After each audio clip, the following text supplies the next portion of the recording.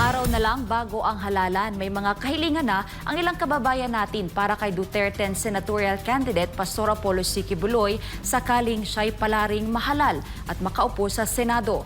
Ano-ano nga ba ang hiling ng taong bayan? Yan ang ating alamin sa report ni Almar Forzuelo. Papalapit na ang 2025 midterm elections at abala na sa pangangampanya ang lahat ng kandidato mula lokal hanggang pambansang posisyon. Kung posible lang puntahan ang bawat sulok ng bansa, tiyak na ginawa na ito ng mga kandidato. Ngunit iba ang sitwasyon ni Duterte senatorial candidate Pastor Apollo C. Quiboloy. Simulat sa pool ng kampanya, ni minsan ay hindi siya nakadalo sa sarili niyang mga campaign rally. Sa kabila nito, patuloy ang mga campaign sortie sa iba't ibang bahagi ng Luzon, Visayas at Mindanao. Sa tulong ng kanyang masisigasig na taga-suporta, hindi matatawaran ang kanilang dedikasyon at pananalig sa butihing pastor. Kahit hindi nakakadalo ng personal si Duterte senatorial candidate Pastor Quiboloy, malaki pa rin ang tiwala ng mga supporter niya sa kanya, lalo na sa tsansang mananalo siya bilang senador. Katunayan, hindi pa man siya nahahalal bilang senador, may mga malinaw na kahilingan na ang mga ordinaryong mamamayan para sa kanya. Para sa ilang kapatid nating Muslim, ang kanilang pangunahing panawagan kay Pastor Quiboloy ay ang agarang pagtugon sa lumalalang problema ng krimen sa bansa sakaling siya ay manalo sa Senado. Pastor, ang hiling lang po namin kung kayo po ay mananalo bilang senador ng Pilipinas. Kapayapaan po. Yan lang po ang may hiling ko sa ngayon. Wala pong droga, walang korupsyon, walang patayan. Yun lang po. Maraming salamat. Mayroon ding humiling na tapusin ang korupsyon at pababain ang presyo ng mga bilihin na abot kaya para sa mga simpleng Pilipino. Ang hilingin ko kay Pastor Quiboloy, mabawas yung korupsyon sa mga politiko. Mababa ang presyo na abot kaya ng mga Pilipino. Hindi na mahihirapan, lalo na yung mga nasalaylayan. May mga hiling din ng mga senior citizen kay Duterte senatorial candidate Quiboloy. Yung mga senior, matulungan. Kasi ako senior hindi pa ako nakakasali sa pension. Byuda po ako, 65. Saka yung mga mga batang nasa kalsada, mapag-aral din. Mga walang trabaho, mga magulang, mabigyan ng trabaho. Lang. Yung mga kalabatan at brigada ng senior, may bigay sa senior. Yun lang. May mga humiling din ng mas maraming oportunidad para sa disenteng trabaho, maayos na kabuhayan at makatarungang sahod para sa mga manggagawang Pilipino. Sana po matulungan niya po kami.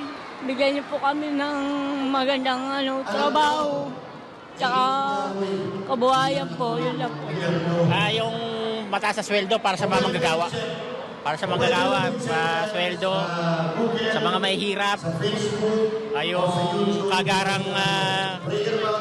kagarang sagot sa kahirapan. Yun po tayo. Samantala, may mga humiling naman ng mas maayos na access sa healthcare, lalo na para sa mga nanay na madalas ay salat sa serbisyong medikal.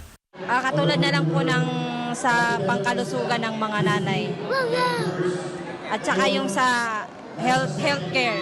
Yun yung dapat tutukan ng gobyerno kasi marami pa ring mahirap yung hindi nakakatanggap ng ng tulong pang medical ng mga Pilipino. Yun lang po.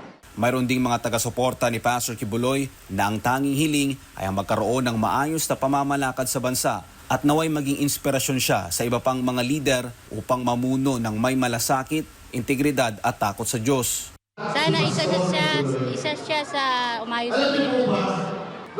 Isa siya na magpatakbo ng maayos dito sa Pilipinas.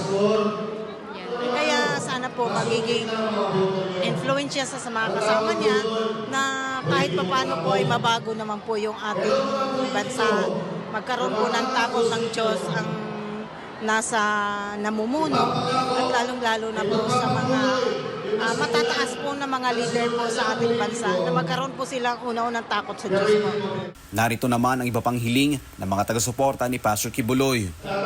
Siguro ibaba sa mga organisasyon or non-government organisasyon yung livelihood program para makatulong sa mga nasalaylayan at ipaigting yung educational na free para sa mahihirap.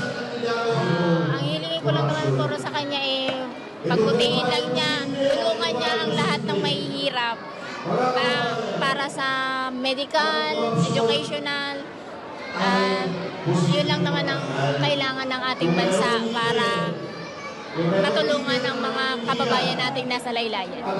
Dapat po baguhin niya yung mga patakaran na hindi naranasan natin noon. Lalo na yung patakaran ni Marcos na ang sabi niya noong 2022 na ibaba niya ang bigas maging 30 asaan. Natupad ba yun? Hindi natutupad. Diba?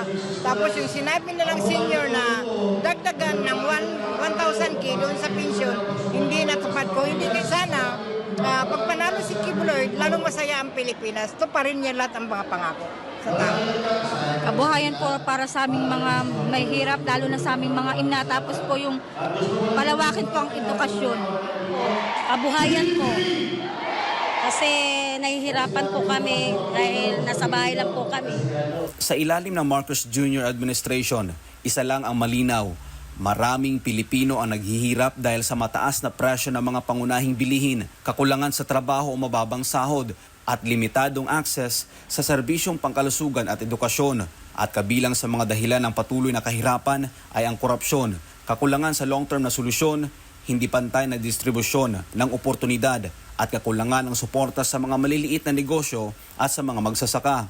Dahil sa kanyang zero corruption policy, nabigyan ng maayos na pamumuhay ang mga miyembro ng Kingdom of Jesus Christ.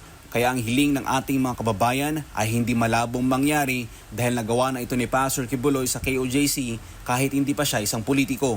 Sa kanyang kandidatura, baon ni Duterte Senatorial Candidate Pastor Apollo Kibuloy ang isang maayos na pamamalakad sa pamalaan. Nakita niya ang mga pangangailangan ng mga Pilipino at ang sigaw na palitan na ang kasalukuyang namamahala sa gobyerno.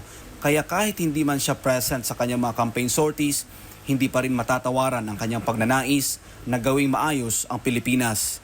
Para sa Diyos sa Pilipinas kung mahal, Almar Forzuelo, SMNI News.